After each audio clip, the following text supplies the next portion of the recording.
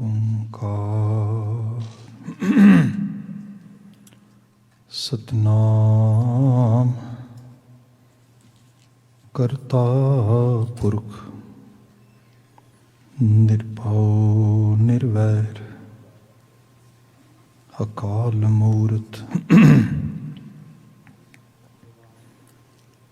ਅਜੂਨੀ ਸੈਭੰ ਗੁਰ ਪ੍ਰਸਾਦ।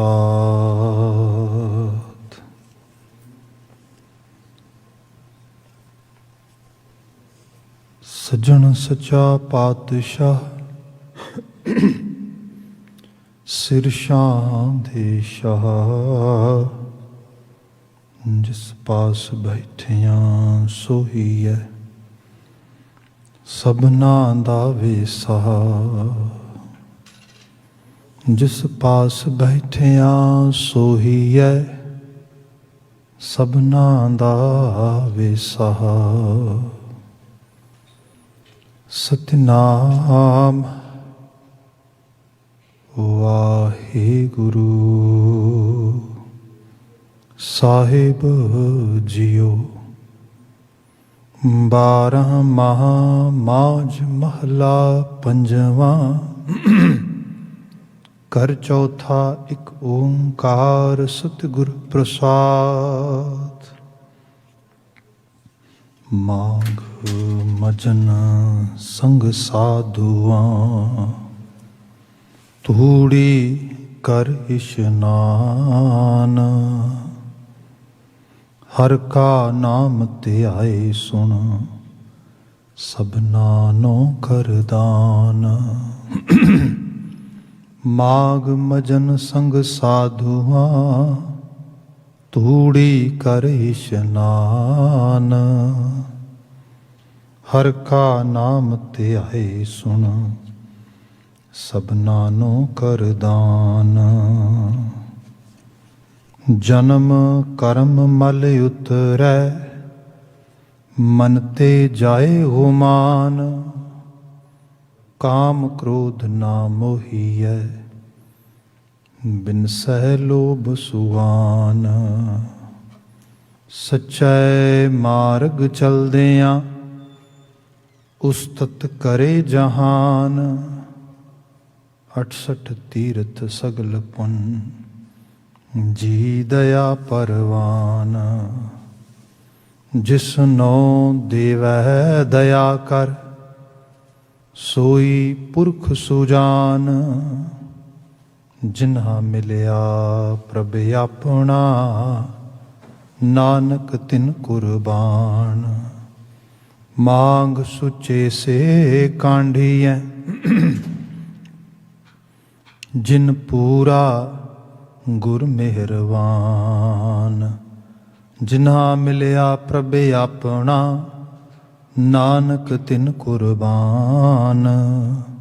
ਮਾਂਗ ਸੁਚੇ ਸੇ ਕਾਂਢੀਐ, ਜਿਨ ਪੂਰਾ ਗੁਰ ਮਿਹਰਵਾਨ।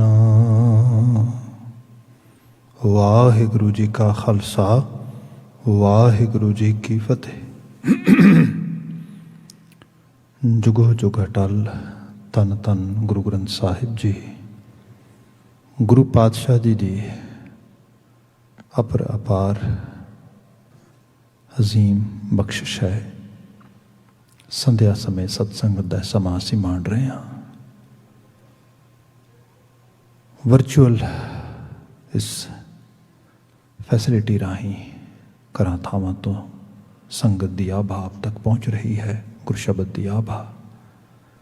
ਵਡਭਾਗੀ ਹਾਂ। ਅਜੇ ਹੁਣੇ ਗੁਰਬਾਣੀ ਕੀਰਤਨ ਹੋ ਰਿਹਾ ਸੀ। ਅਗਲੇ ਸਮੇਂ 'ਚ ਗੁਰ ਸ਼ਬਦ ਵਿਆਖਿਆ ਹੈ।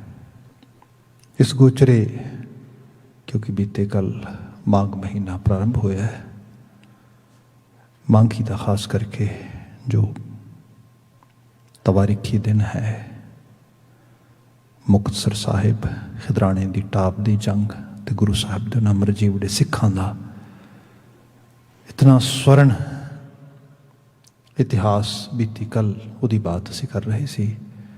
ਖਾਸ ਕਰਕੇ ਇਸ ਪਾਵਨ ਪਦੇ ਦਾ ਪਾਠ ਵੀ ਹੋਇਆ ਅਤੇ ਵਿਵੇਚਨਾ ਵੀ ਕਰਨੀ ਸੀ। ਸਮਾਂ ਕੁਛ ਜ਼ਿਆਦਾ ਹੋ ਗਿਆ ਸੀ, ਇਸ ਕਰਕੇ ਪਾਠ ਦੀ ਵਿਵੇਚਨਾ ਅਸੀਂ ਅੱਜ ਲਈ ਛੱਡੀ ਸੀ। ਸੋ ਅੱਜ ਆਪ ਜੀ ਨੇ 12ਵਾਂ ਰਚਨਾ ਮਾਝ ਰਾਗ ਵਿੱਚੋਂ ਗੁਰੂ ਅਰਜਨ ਸਾਹਿਬ ਜੀ ਦਾ ਪਾਵਨ ਸੰਦੇਸ਼ ਸਰਵਨ ਕੀਤਾ ਹੈ। ਮਹਾਰਾਜ ਜੀ ਦੀ ਪਾਵਨ ਬਖਸ਼ੀਸ਼ ਜਿਹਦੇ ਬਾਬਤ ਬੀਤੇ ਕੱਲ੍ਹ ਮੈਂ ਬਾਤ ਕਰ ਰਿਹਾ ਸੀਗਾ ਕਿ 12ਵਾਂ ਪੰਜਾਬੀ ਫਿਜ਼ਾਂ ਦੇ ਵਿੱਚ ਇੱਕ ਫੋਕ ਦਾ ਰੰਗ ਹੈ। ਗੁਰੂ ਸਾਹਿਬ ਨੇ ਪੰਜਾਬੀ ਬੋਲੀ ਨੂੰ, ਪੰਜਾਬ ਦੀ ਧਰਤੀ ਨੂੰ, ਜੋ ਕਿ ਪ੍ਰੋਫੈਸਰ ਪੂਰਨ ਸਿੰਘ ਜੀ ਦੇ ਅਲਫਾਜ਼ਾਂ ਦੇ ਮੁਤਾਬਕ ਪੰਜਾਬ ਹਿੰਦੂ ਨਾ ਮੁਸਲਮਾਨ, ਪੰਜਾਬ ਜਿਉਂਦਾ ਗੁਰਾਂ ਦੇ ਨਾਂ 'ਤੇ ਉਹਦੀ ਆਈਡੈਂਟੀਟੀ ਡਿਫਰੈਂਟ ਕਰ ਦਿੱਤੀ। ਜਦੋਂ ਪੰਜਾਬ ਦਾ ਜ਼ਿਕਰ ਆਏਗਾ, ਗੁਰੂ ਸਾਹਿਬ ਦਾ ਜ਼ਿਕਰ ਆਏਗਾ, ਗੁਰੂ ਸਾਹਿਬ ਦੇ ਜ਼ਿਕਰ ਦੇ ਨਾਲ ਪੰਜਾਬ ਦਾ ਜ਼ਿਕਰ ਆਏਗਾ, ਕਿਉਂਕਿ ਸਭ ਨੇ ਉਹਨੂੰ ਆਪਣੇ ਨਾਂ ਨਾਲ ਅਮਰ ਕਰ ਦਿੱਤਾ। ਉਸ ਜ਼ਬਾਨ ਨੂੰ, ਉਸ ਮਿੱਟੀ ਨੂੰ, ਉਸ ਜ਼ਰਖੇਜ਼ ਖਿੱਤੇ ਨੂੰ, ਉਹਦੇ ਪੂਰੇ ਸੱਭਿਆਚਾਰ ਨੂੰ ਇੱਕ ਨਵੇਂ ਰੰਗ 'ਚ ਰੰਗਤਾ, ਉਹਦੀ ਕੰਪਲੀਟ ਮੋਡੀਫਿਕੇਸ਼ਨ ਕਰ ਦਿੱਤੀ। ਸੋ ਗੁਰੂ ਬਾਬਾ ਜੀ ਜੋ ਉੱਥੋਂ ਦੀ ਬੋਲੀ ਦੇ ਵਿੱਚ, ਉੱਥੋਂ ਦੇ ਸੱਭਿਆਚਾਰਕ ਰੰਗਾਂ ਦੇ ਵਿੱਚ ਜੋ ਕੁਝ ਵੀ ਚੰਗਾ ਮੌਜੂਦ ਸੀਗਾ, ਉਸ ਸਾਰੇ ਨੂੰ ਸਾਹਿਬ ਨੇ ਰੂਹਾਨੀ ਤਲ ਦੇ ਉੱਤੇ ਇੱਕ ਨਵੇਂ, ਕਹਿ ਲਓ ਕਿ ਇੱਕ ਉਹਦੀ ਅਪਲਿਫਟਿੰਗ ਕੀਤੀ, ਉਸ ਲੈਵਲ 'ਤੇ ਲਿਆਂਦਾ ਉਸਨੂੰ। 12ਵਾਂ ਇੱਕ ਲੋਕ ਕਾਫੀਆ ਆ ਗੁਰੂ ਗ੍ਰੰਥ ਸਾਹਿਬ ਦੇ ਵਿੱਚ, 2 ਰਾਗਾਂ ਤੁਖਾਰੀ ਤੇ ਮਾਝ ਵਿੱਚ ਇਹ ਰਚਨਾ ਹੈ। ਤੁਖਾਰੀ ਗੁਰੂ ਨਾਨਕ ਸਾਹਿਬ ਆਪ ਉਚਰਿਤ ਕਰਦੇ ਨੇ, ਮਾਝ ਪੰਜਵੇਂ ਨਾਨਕ ਗੁਰੂ ਅਰਜਨ ਸਾਹਿਬ ਦੀ ਉਚਰਿਤ ਕਰ ਰਹੇ ਨੇ। ਜੋ ਇਹਨਾਂ ਦੋਵਾਂ ਦੇ ਵਿੱਚ ਸੰਦੇਸ਼ ਆ ਬੜਾ ਆਲਮੀ ਹੈ, ਮਨੁੱਖੀ ਜੀਵਨ ਨੂੰ ਹਰ ਜਿਵੇਂ ਬਾਣੀ ਦੀ ਪੰਕਤੀ ਸੇਧ ਦਿੰਦੀ ਹੈ। ਜੇ ਬੀਤੇ ਕੱਲ੍ਹ ਬਾਤ ਹੋ ਰਹੀ ਸੀਗੀ ਕਿ 12ਵਾਂ ਰਚਨਾ ਜਿਹੜੀ, if we just talk about this Bani's content and context, then we can see there are 3 main ideas which dominates in the whole Bani. Those ideas are number 1 ਹੈਗਾ ਕਿ ਬਿਰਹਾ, ਜਿਹਨੂੰ ਕਹਿ ਲਓ ਕਿ ਵਿਛੋੜੇ ਦੀ ਤਾਪ ਜਿਹੜੀ ਹੈ, ਜਿਹੜਾ ਇੱਕ ਜਿਹਨੂੰ ਕਿਹਾ ਜਾਏ ਕਿ ਪੇਨ ਆਫ ਸੈਪਰੇਸ਼ਨ, ਦੂਰੀ, ਜਦੋਂ ਸੈਪਰੇਟ ਕਿਸ ਤੋਂ ਹੁੰਦੇ ਹਾਂ, ਅਸੀਂ ਦੂਰ ਹੁੰਦੇ ਹਾਂ, ਉਹਨੂੰ ਮਿਲਣ ਦੀ ਤਾਂਘ ਜਿਹੜੀ ਕ੍ਰੇਵਿੰਗ ਪੈਦਾ ਕਰਦੀ ਹੈ, ਉਹਦੀ ਸਾਰੀ ਬਾਤ ਹੋ ਰਹੀ ਹੈ ਬਿਰਹਾ ਦੇ ਰੂਪ ਦੇ ਵਿੱਚ। ਹਿਜਰ ਦੀ ਕਸਕ ਹੈ ਸਾਰੇ ਦੀ ਸਾਰੀ। ਫਿਰ ਜਦੋਂ ਬਹੁਤ ਬੰਦਾ ਹਿਜਰ ਵਿੱਚ ਹੋਏ ਤੇ ਕਈ ਵਾਰ ਉਹਨੂੰ ਧੀਰਜ ਵੀ ਨਹੀਂ ਬਚਦਾ। ਜਿਵੇਂ ਸੇ ਰਚਨਾ ਹੈ, ਤੁਸੀਂ ਸ਼ੁਰੂਆਤੀ ਜਿਹੜਾ ਸਿਰ ਮਹੀਨੇ ਦੇ ਸਿਰਨਾਮੇ 'ਚ ਪਦੇ ਆ ਰਹੇ ਨੇ, ਵੈਸਾਖ ਧੀਰਣ ਕਿਉਂ ਵਾਂਢੀਆਂ, ਜਿਨ੍ਹਾਂ ਪ੍ਰੇਮ ਵਿਛੋ, ਜਿਹਨਾਂ ਨੂੰ ਪ੍ਰੇਮ ਦੇ ਐਸੇ ਵਿਛੋੜੇ ਪੈ ਗਏ, ਹੁਣ ਕਿੱਥੇ ਧੀਰਜ ਬਚਦਾ ਉਹਨਾਂ ਨੂੰ। ਸੋ ਉਹਦੇ ਵਿੱਚ ਫਿਰ ਇੱਕ ਜਿਹੜੀ ਮੁਸ਼ਕਿਲ ਬਣਦੀ ਹੈ ਕਿ ਬੰਦਾ ਹੋਪਲੈਸ ਹੋ ਕੇ ਬਿਲਕੁਲ ਹੀ ਬਾਵਲਾ ਹੋ ਜਾਂਦਾ ਹੈ। ਪਰ ਇਹ ਨਹੀਂ, ਗੁਰੂ ਗ੍ਰੰਥ ਸਾਹਿਬ ਦੀ ਬਾਣੀ ਦੇ ਵਿੱਚ ਵਾਰ-ਵਾਰ ਜਿਹੜਾ ਆਪਟੀਮਿਸਟਿਕ ਰੰਗ ਆ ਜ਼ਿੰਦਗੀ ਦਾ, ਜਿਹੜਾ ਜ਼ਿੰਦਗੀ ਦੇ ਵਿੱਚ ਇੱਕ ਆਸਵਾਨਤਾ ਵਾਲੀ ਬਾਤ ਹੈ, ਇਹ ਹਮੇਸ਼ਾ ਕਾਇਮ ਰਹੇਗੀ, ਕਿਉਂਕਿ ਸਭ ਤੋਂ ਵੱਡੀ ਆਸ ਤੇ ਕਰਤਾਰ ਦੀ ਹੈ। ਤੁਸੀਂ ਇਹੋ ਜਿਹੇ ਬਚਨ ਗੁਰੂ ਗ੍ਰੰਥ ਸਾਹਿਬ ਵਿੱਚ ਹੀ ਪੜ੍ਹੋਗੇ, ਕਾਗਾ ਕਰੰਗ ਢੰਡੋਲਿਆ ਸਗਲਾ ਖਾਇਆ ਮਾਸ। ਕਾਗ ਸਮੇਂ ਨੂੰ ਕਿਹਾ ਗਿਆ, ਕਾਲ ਨੂੰ, ਕਾਲਾ ਰੰਗ ਹੁੰਦਾ, ਬਿਲਕੁਲ ਰਿਫਲੈਕਟ ਕਰਕੇ ਉਹਦੇ ਨਾਲ ਮੈਟਾਫੋਰ ਦਿੱਤਾ ਭਗਤ ਫਰੀਦ ਜੀ ਨੇ ਵੀ ਉਹ ਸਮੇਂ, ਉਹ ਕਾਲ, ਤੂੰ ਨਾ ਮੇਰਾ ਸਾਰਾ ਕੁਝ ਹੀ ਖਾ ਗਿਆ, ਮੇਰਾ ਬਚਪਨ ਖਾ ਗਿਆ, ਜਵਾਨੀ ਖਾ ਗਿਆ, ਉਮਰ ਖਾ ਗਿਆ, ਹੁਣ ਤੇ ਉਮਰ ਦਾ ਵਡੇਰਾਪਨ ਆ ਗਿਆ, ਜੋ ਅਜੇ ਤੱਕ ਨਹੀਂ ਹੋਇਆ ਹੁਣ ਕਿੱਥੇ ਹੋਣਾ। Some time people actually get totally hopeless. ਕਹਿੰਦੇ ਕਾਗਾ ਕਰੰਗ ਢੰਡੋਲਿਆ ਸਗਲਾ ਖਾਇਆ ਮਾਸ, ਪਰ ਹਾਂ ਇਹ ਦੋਏ ਨੈਣਾ ਮਤ ਛੂਹੋ ਫਿਰ ਦੇਖਣ ਕੀ ਆਸ। ਇਹ ਦੋਏ ਨੈਣਾ ਮਤ ਛੂਹੋ, ਮਗਰ ਜਿਹੜੀ ਆਸ ਆ ਜੇ ਉਹ ਮੁੱਕੀ ਨਹੀਂ ਗਈ, ਉਮੀਦ ਨਹੀਂ ਮੁੱਕੀ, ਅਜੇ ਵੀ ਉਮੀਦ ਆ ਮੇਰਾ ਕਰਤਾਰ ਬੌੜੀ ਕਰੇਗਾ। ਅਸੀਂ ਇੱਥੋਂ ਤੱਕ ਵੀ ਸ਼ਬਦ ਪੜ੍ਹਦੇ ਹਾਂ ਕਿ ਜ਼ਿਕਰ ਕਰਦੇ ਕਿ ਹਾਲਤ ਇਹ ਬਣੀ ਹੈ ਕਿ ਤਨ ਸੁੱਕਾ ਪਿੰਜਰ ਥੀਆ ਤਲੀਆਂ ਚੂੰਢ ਹੈ ਕਾਗ, ਅਜੋਂ ਸੁ ਰੱਬ ਨਾ ਬੌੜਿਆ ਦੇਖ ਬੰਦੇ ਕੇ ਭਾਗ। ਅਜੇ ਵੀ ਤੇਰੀ ਬੌੜੀ ਨਹੀਂ ਹੋਈ, ਅਜੇ ਤੇਰਾ ਆਉਣਾ ਨਹੀਂ ਹੋਇਆ, ਪਰ ਆਸ ਅਜੇ ਵੀ ਹੈ, ਉਮੀਦ ਹੈ ਤੇਰੀ ਆਮਦ ਹੋਏਗੀ, ਮੇਰੀ ਤੇਰੀ ਸਾਂਝ ਬਣੇਗੀ। ਸੋ ਜਿਹੜੀ ਓਪਟੀਮਿਸਟਿਕ ਰੰਗ ਹੈ ਉਸ ਲੈਵਲ ਦਾ, ਉਹ ਐਜ਼ ਇਟ ਇਜ਼ ਮੌਜੂਦ ਹੈ। ਤੇ ਇਸ ਰਚਨਾ ਦੇ ਵਿੱਚ ਵੀ ਹੈ, ਕਿਤੇ ਸਾਵਣ ਸਰਸੀ ਕਾਮਣੀ ਚਰਨ ਕਮਲ ਸਿਓ ਪਿਆਰ, ਇਸ ਰੂਪ ਵਿੱਚ ਆਉਂਦਾ ਹੈ। ਅਸੁਨ ਪ੍ਰੇਮ ਉਮਾਹੜਾ ਕਿਉਂ ਮਿਲੀ ਹੈ ਹਰ ਜਾਏ, ਇਹਦੀ ਬਾਤ ਆ ਰਹੀ ਹੈ। ਮਤਲਬ ਤੁਸੀਂ ਦੇਖੋ ਇੱਕ ਪੂਰੇ ਦੀ ਪੂਰੀ ਨਾਲ ਪ੍ਰਵਾਸ ਚੱਲ ਰਹੀ ਹੈ। ਫਿਰ ਕਿਤੇ ਪਿਛਲੇ ਮਹੀਨੇ ਦੇ ਸਿਰਨਾਵੇਂ ਦੇ ਪਦੇ ਹੇਠ ਅਸੀਂ ਪੜ੍ਹ ਰਹੇ ਸੀ कि पोख तुखार ना व्यापे कंठ मिलिया हरना, भी देख साईं दियां यादां तो विछड़ के जिंदगी जिहड़ी है वो तुखारी जाएगी। तुखारी का मतलब हुंदा है कि बिल्कुल ठंडी ठार हो जाएगी, ਉਹਦੇ 'ਚ कोई गरमाइश नहीं रह जानी, ਉਹਦੇ 'ਚ कोई उस किस्म का निग नहीं रह जाना। क्योंकि जिंदगी दे विच जे ब्लड दे विच जे खून दे विच गरमाइश आ, गर्दिश तां ही होएगी ना। जे ठंडा पै गया तो फिर तो मौत आ। यादां दे विच भी जहनी तौर पर भी आत्मक तौर पर भी बंदा अपने आप नूं, जो रोज़ असी अपनी याद का चुल्हा बालते हैं नितनेम के जरिए, सत्संग के जरिए, बाणी अलापन के जरिए, कीर्तन के जरिए, that is we try to actually get some kind of boost so that we always keep in mind we are in journey toward our real destiny of oneness, Onkar. असी उधर नूं वधना उस रूप दे विच। सो ये आस की बात नाल नाल चलती है। पहली हिजर की पीड़ आ, दूसरी आस आ, फिर तीसरी जिहड़ी बात है मलाप। हुण इस क्योंकि ये टोटल 14 पदे ने, 12 माह के महीने 12 ने, 2 पदे एक्सट्रा ने दे विच। हर एक महीने के सिरनामे नाल जिहड़ा पता चलता है, चेत गोबिंद आराधिया होवे आनंद कणा, इत्थों बात शुरू हुई सी। इस तो अगला जिहड़ा महीना आ रहा वो फलगुण आनंद उपार जिहड़ा हर सज्जण प्रगटिया, उहदी आमद होनी सज्जण दी। फिर ये उस तो बिल्कुल जिहड़ा हैगा कह लो कि उस तो पहला पद आया जिहदी असीं बात करन लगे हां। हुण इहदी रचना नाल नाल लै लईए। माघ मजन संग साधुआं धूड़ी कर इशनान। माघ जो कि जिन्हों मकर संक्रांति या मकर संक्रांति कहते भारती खिते दे विच, ते बड़े बड़े डिफरेंट विश्वासां दे नाल लोग इहनूं मनाउंदे, आपने देखा होना पुराने रूप दे विच।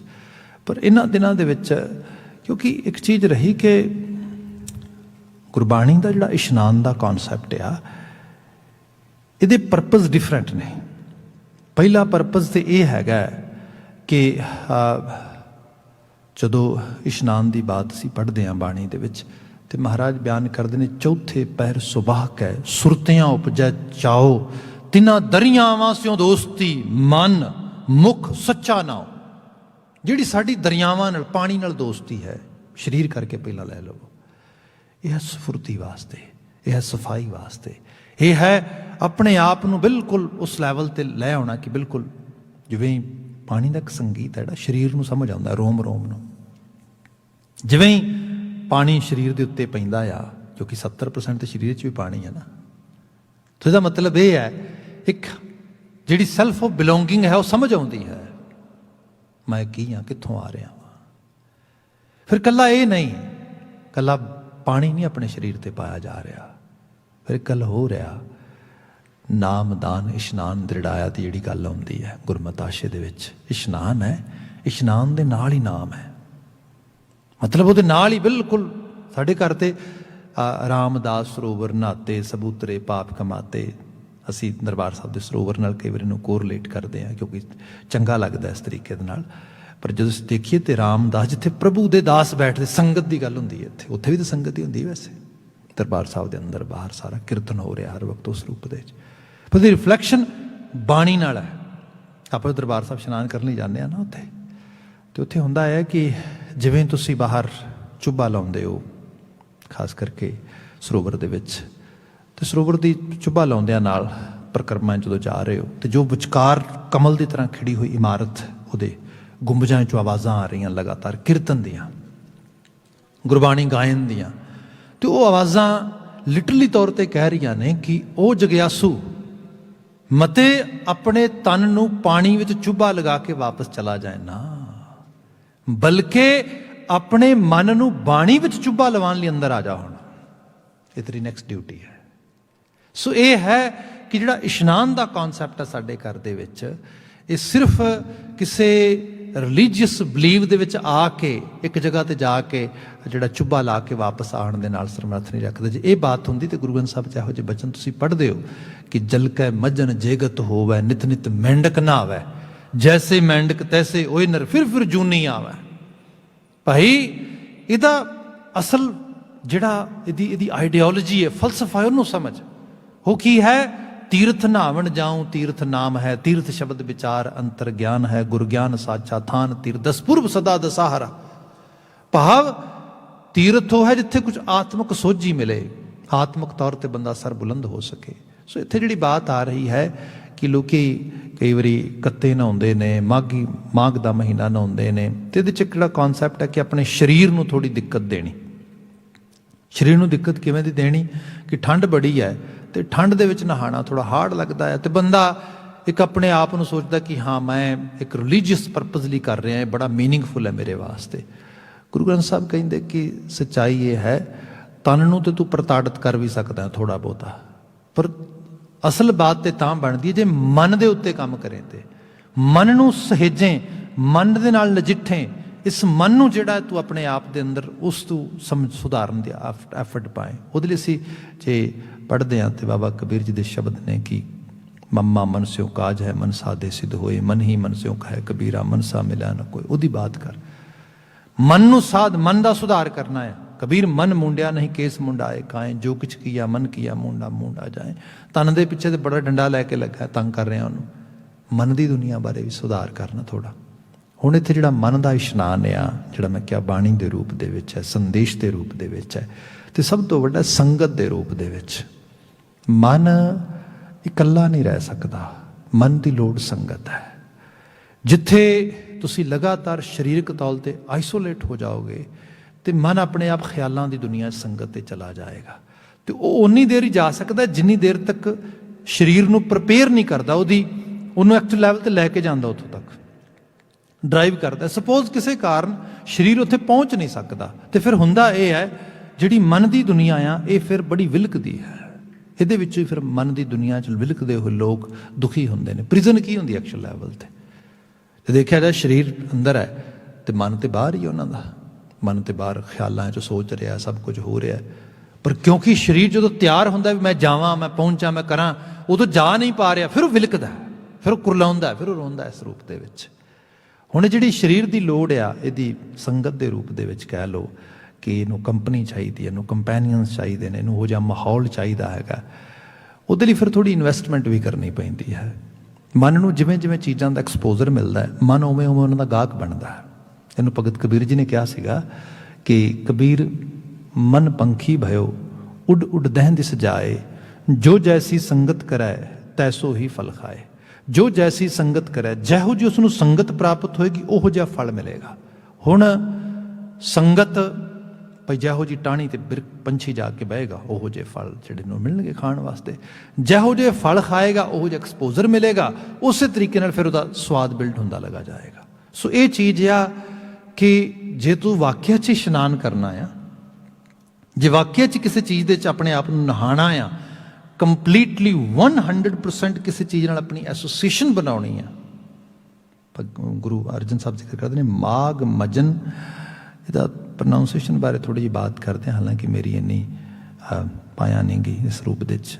ਮੈਂ ਵੀ ਇੱਕ ਵਿਦਿਆਰਥੀ ਹਾਂ, ਪਰ ਗੁਰਮਤਿ ਸਕੂਲ ਦੇ ਵਿਦਿਆਰਥੀ ਹੋਣ ਦੇ ਨਾਤੇ ਕਈ ਵਾਰ ਇਹਨੂੰ ਅਸੀਂ ਪੜ੍ਹਨ ਲੱਗਿਆ ਮੰਜਨ ਪੜ੍ਹ ਜਾਂਦੇ ਹਾਂ, ਮਤਲਬ ਮੰਮੇ ਅਤੇ ਜੱਜੇ ਦੇ ਦਰਮਿਆਨ ਥੋੜ੍ਹਾ ਜਿਹਾ ਨੇਜਲ ਸਾਊਂਡ ਆ ਜਾਂਦਾ। ਮੰਜਨ ਦਾ ਮਤਲਬ ਨਾ ਦੰਤ ਮੰਜਨ, ਜਿਹੜੇ ਅਸੀਂ ਖਾਸ ਕਰਕੇ ਦੰਦਾਂ ਨੂੰ ਮਾਂਜਣਾ, ਇਸ ਰੂਪ ਦੇ ਵਿੱਚ ਇਸ ਤਰੀਕੇ ਨਾਲ ਆਉਂਦਾ। ਮੱਜਣ ਦਾ ਮਤਲਬ ਹੈ ਸੁਦੇ ਸਿਰ ਪਾਣੀ ਵਿੱਚ ਉਬਾ ਲਾ ਦੇਣਾ, ਇਸ ਰੂਪ ਦੇ ਵਿੱਚ ਹੈ। ਸੋ ਨਹਾਣ ਤੋਂ ਬਾਅਦ ਮਾਘ ਮਜਨ ਸੰਗ ਸਾਧੂਆਂ, ਸਾਧੂ ਜਨਾਂ ਦੇ ਸੰਗ ਵਿੱਚ ਨਹਾਣਾ। ਧੂੜੀ ਕਰ ਇਸ਼ਨਾਨ, ਉਹਨਾਂ ਦੀ ਚਰਨ ਧੂੜ ਵਿੱਚ ਨਹਾ ਲੈਣਾ। ਕਈ ਵਾਰ ਲਿਟਰਲੀ ਤੌਰ 'ਤੇ ਵੀ ਅਸੀਂ ਜਿਵੇਂ ਗੁਰਦੁਆਰੇ ਆਉਂਦੇ ਹਾਂ ਅਤੇ ਗੁਰਦੁਆਰੇ ਦੀ ਹਦੂਦ ਦੇ ਉੱਤੇ ਪਹੁੰਚਦੇ ਨਾਲ ਦਹਿਲੀਜ਼ 'ਤੇ ਐਵੇਂ ਹੱਥ ਰਗੜ ਕੇ ਮੱਥੇ ਨੂੰ ਲਾ ਲੈਂਦੇ ਹਾਂ। ਸਕੂਨ ਮਿਲਦਾ, ਸੁੱਖ ਮਿਲਦਾ ਸਾਨੂੰ ਇਸ ਰੂਪ ਦੇ ਵਿੱਚ। ਇਹਦਾ ਇੱਕ ਸਾਡਾ ਬਿਲੀਵ ਸਿਸਟਮ ਹੈ, ਵਿਸ਼ਵਾਸ ਹੈ। ਜੋ ਇੱਥੇ ਪੈਰ ਚੱਲ ਕੇ ਆਏ ਨੇ ਉਹਨਾਂ ਨੂੰ ਨਮਨ ਹੈ, ਉਹਨਾਂ ਦੇ ਪੈਰਾਂ ਪਿੱਛੇ ਸਾਡਾ ਵੀ ਕਲਿਆਣ ਹੋਏ। ਭਾਵੇਂ ਗੁਰਦੁਆਰਾ ਛੁੱਟੇ ਨਾ, ਸਾਨੂੰ ਗੁਰੂ ਦੀ ਗੁਰਬਾਣੀ ਦੀ ਉਪਦੇਸ਼ ਦੀ ਸਾਂਝ ਜਾਵੇ ਨਾ, ਇੱਕ ਖਿਆਲ ਹੈ ਅੰਦਰ। ਜਿਵੇਂ ਉਰਦੂ ਦੇ ਆਲਮ ਦੀ ਕਈ ਵਾਰੀ ਅਸੀਂ ਬਾਤ ਪੜ੍ਹਦੇ ਹਾਂ, ਬੜੀ ਕਮਾਲ ਦੀ, ਉਹ ਜ਼ਿਕਰ ਕਰਦਾ ਕਿ ਆਏ ਮੇਰੇ ਗੁਰਦੇਵ ਤੇਰੀ ਪਨਾਹ ਮੇਂ ਆ ਕੇ ਸਭੀ ਦੁੱਖ ਦੂਰ ਹੋਤੇ ਹੈ। ਅਸੀਂ ਗੁਰੂ ਕੋਲ ਆ ਕੇ ਆਪਣਾ ਰਿਫਿਊਜ਼ ਲੱਭਦੇ ਹਾਂ, ਪਨਾਹਗੀਰ ਹੁੰਦੇ ਹਾਂ ਇੱਥੇ ਆ ਕੇ। ਗੁਰੂ ਤੇਰੀ ਪਨਾਹ ਵਿੱਚ ਆਇਆ, ਰੱਖਿਆ ਕਰੀ, ਤਰਸ ਕਰੀ। ਅਤੇ ਜਿਹੜੇ ਗੁਰੂ ਦੇ ਪਨਾਹਗੀਰ ਹੋ ਜਾਂਦੇ ਨੇ, ਉਹਨਾਂ ਨੂੰ ਧਰਤੀ 'ਤੇ ਫਿਰ ਕਿਤੇ ਹੋਰ ਪਨਾਹ ਲੈਣ ਦੀ ਲੋੜ ਨਹੀਂ ਪੈਂਦੀ। ਗੁਰੂ ਉਹਨਾਂ ਨੂੰ ਫਿਰ ਇਸ ਕਿਸਮ ਦੇ ਨਾਲ ਆਪਣੀ ਜਿਹੜਾ ਹੈਗਾ ਉਹਨਾਂ ਦੀ ਖਾਸ ਤੌਰ 'ਤੇ ਜਿਹੜੀ ਇੱਛਾ ਆ, ਇੱਕ ਸਿਕਿਉਰਿਟੀ ਦੀ, ਇੱਕ ਅੰਦਰ ਆਪਣੇ ਆਪ ਨੂੰ ਸਿਕਿਉਰ ਫੀਲ ਕਰਨ ਦੀ, ਗੁਰੂ ਦੇ ਦਿੰਦਾ, ਗੁਰੂ ਨਵਾਜ ਦਿੰਦਾ।